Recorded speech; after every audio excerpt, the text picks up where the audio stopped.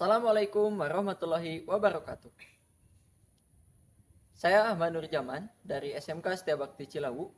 Saat ini saya sedang mengikuti pelatihan upskilling dan reskilling yang diselenggarakan oleh Balai Besar Pengembangan Penjaminan Mutu Pendidikan Vokasi, Bisnis dan Pariwisata Angkatan 4 tahun 2024. Pada kesempatan kali ini, saya akan mendemonstrasikan bagaimana mengelola kas kecil.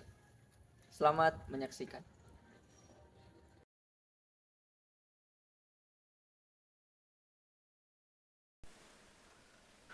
Baik, bismillahirrahmanirrahim. Kali ini saya akan mencoba mengelola kas kecil di perusahaan PT Ahmad Jaya Teks. Untuk mengelola kas kecil ada beberapa metode, khususnya yang paling sering digunakan itu ada metode impress dan fluktuatif. Untuk metode impress, biasanya untuk dana yang dikelola setiap bulannya sama atau tetap. Jadi misalkan kalau misalkan setiap bulan mengelola 10 juta, berarti otomatis dana yang dikelola sejumlah 10 juta rupiah. Jadi nanti ketika ada pengeluaran sebanyak 5 juta rupiah, berarti dana yang diajukan hanya sisanya saja, yaitu sebanyak 5 juta rupiah. Kalaupun metode yang berikutnya atau metode fluktuatif, itu dana yang dikelola tiap bulan selalu berbeda atau disesuaikan dengan kebutuhan. Dan di sini saya akan mencoba mengelola dana kas kecil dengan metode impress atau impress fund system. Baik, untuk yang pertama kita sudah mencatat atau mengumpulkan beberapa bukti transaksi selama 1 bulan. Sini ada bukti transaksinya, ada sejumlah 12 kalau tidak salah. Di sini yang pertama ada pembelian snack, ada membeli HPS, printer dan lain sebagainya, ada fotokopi, terus ada tiket kereta, di sini ada melakukan pembayaran via BRI Link, terus di sini ada membeli nasi box, di sini ada tiket untuk melakukan perjalanan ke luar pulau yang menggunakan pesawat, di sini ada juga memesan nasi box. Oh iya, salah, ini di sini harusnya melakukan pembelian materai ya. Pembelian materai sebanyak 20 buah.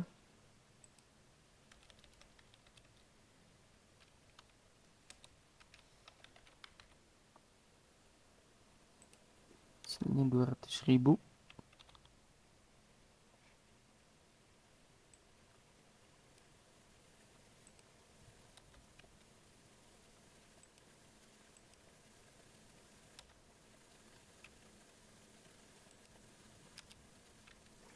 Ini pembelian materai.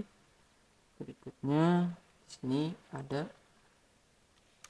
membeli beberapa kebutuhan untuk pantry. Di sini ada melakukan pembayaran untuk pelatihan. Di sini ada pembelian bensin, dan yang terakhir ini ada membeli map Snell Hector. Ini beberapa bukti transaksi yang sudah dikumpulkan untuk 1 bulan, dan setelah didapatkan bukti transaksinya, biasanya untuk kas kecil ini ada bukti kas masuk dan bukti kas keluar. Nah, ini untuk bukti kas masuknya, ini adalah dana yang kita ajukan untuk pengelolaan selama 1 bulan. Dan berikutnya untuk bukti kas keluar tadi menyalin dari bukti transaksi yang telah digunakan. Untuk bukti transaksinya seperti ini. Setelah nanti ada melakukan transaksi dan sudah dicatat semuanya dan muncullah nanti saldo akhir. Nah, kalau misalkan saldo akhirnya berapa, nanti tinggal diajukan lagi sejumlah saldo atau sejumlah dana yang terpakai, karena ini sistemnya impress ya.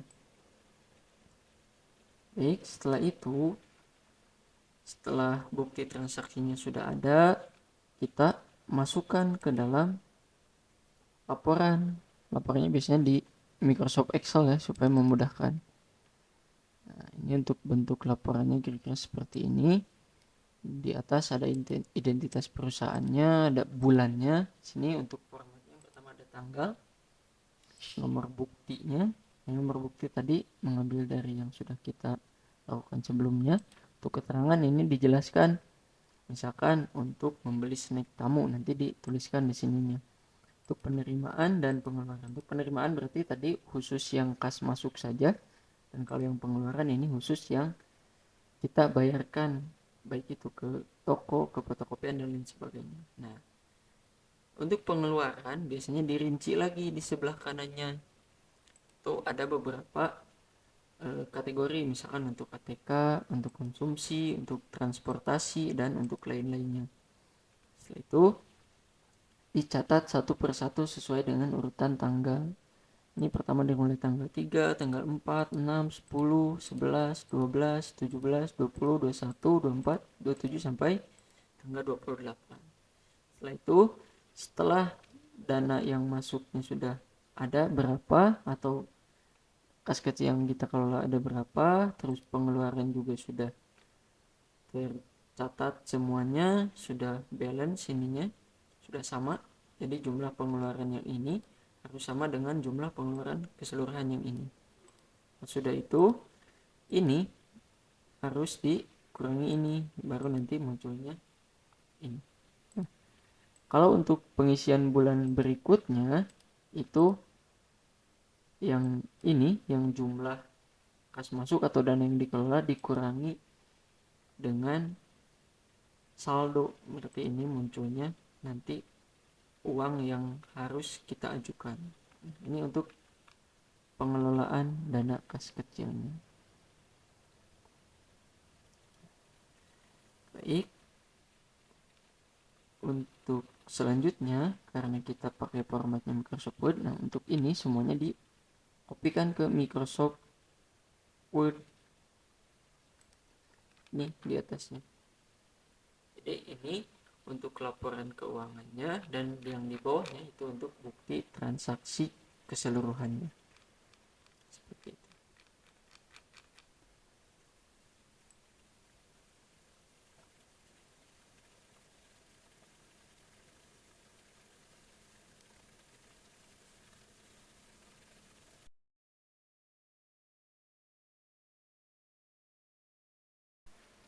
Di dalam mengelola kas kecil itu juga ada beberapa hal yang mesti kita perhatikan. Dan di sini saya sudah membuat daftar checklist ya, atau daftar centang tentang prosedur K3 untuk perkantoran ya, supaya kita dalam mengelola kas kecilnya itu aman. Yang pertama, ini ada pemahaman dan penyuluhan tentang K3. Ini ada rinciannya juga. Yang berikutnya identifikasi bahaya dan evaluasi risiko. Ini ada rinciannya juga. Berikutnya yang ketiga ada penyediaan peralatan K3. Jadi di tempat kita bekerja itu harus sedia peralatan dan juga sarana K3 yang mendukung begitu. Dari mulai ergonomisnya, tata letak dari ruangan dan alat-alat yang kita gunakan, ada K3-nya seperti kotak P3K dan lain sebagainya. Berikutnya harus ada pelatihan dan juga pengawasan. Yang kelima ada komunikasi dan edukasi. Jadi selain K3 itu dilakukan dengan menata tempat, menyediakan alat, itu harus dikomunikasikan juga kepada semua karyawan. Berikutnya ada dilaporkan, atau kalau ada insiden ini harus ditangani segera mungkin. Dan yang terakhir adalah evaluasi dan peningkatan yang berkelanjutan. Ini untuk dokumen cetak daftar centang penerapan prosedur K3 ya.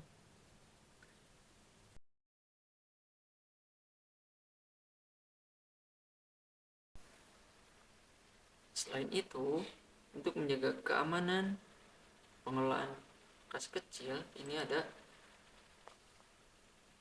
daftar centangnya untuk meminimalisir pencurian kas kecil.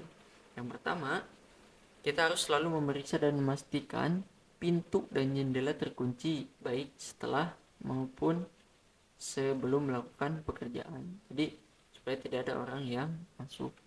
Yang kedua, kita harus menyimpan kas kecil atau dana yang kita kelola itu di dalam berangkas atau tempat yang aman. Berikutnya, kita harus memberikan akses yang terbatas, jadi tidak boleh sembarang orang masuk ke ruangan kita. Selanjutnya, yang keempat, kita harus melakukan inventarisasi kas kecil secara teratur. Jadi, untuk melakukan pengelolaan kas kecil, alangkah baiknya ketika ada transaksi itu langsung dicatat. Misalkan hari ini ada 5 transaksi yang dilakukan, berarti otomatis kita harus mencatat kelima transaksi tersebut secara berurutan ya.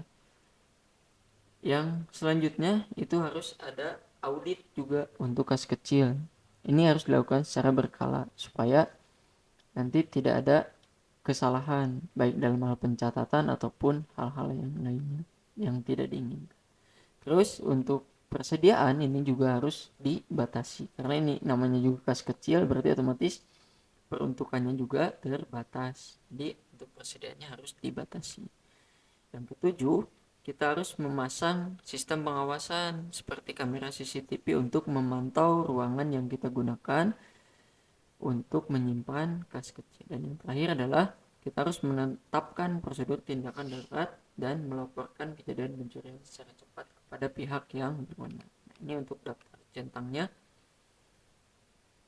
Ini harus juga di checklist ya, supaya aman tempat yang kita gunakan untuk mengolah kas kecil ataupun dana yang kita kelola itu aman dari pencurian.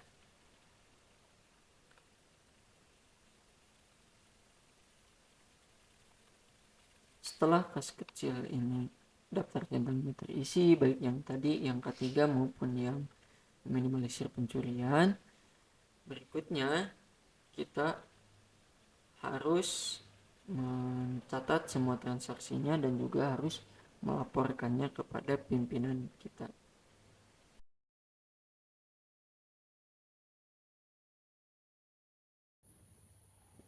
Selamat pagi, Bu. Selamat pagi Pak, silakan duduk. Ada yang bisa saya bantu?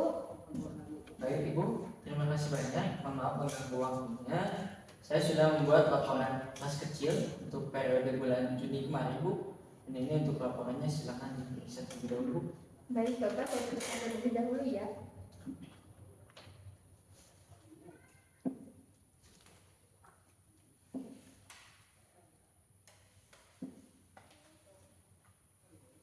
Baik Bapak, saya sudah memeriksa dokumennya. Ini saya kembalikan lagi dokumennya ke Bapak. Baik, kalau begitu Ibu, dokumennya saya terima kembali. Terima kasih, selamat pagi Bu. Sama-sama, selamat pagi Pak.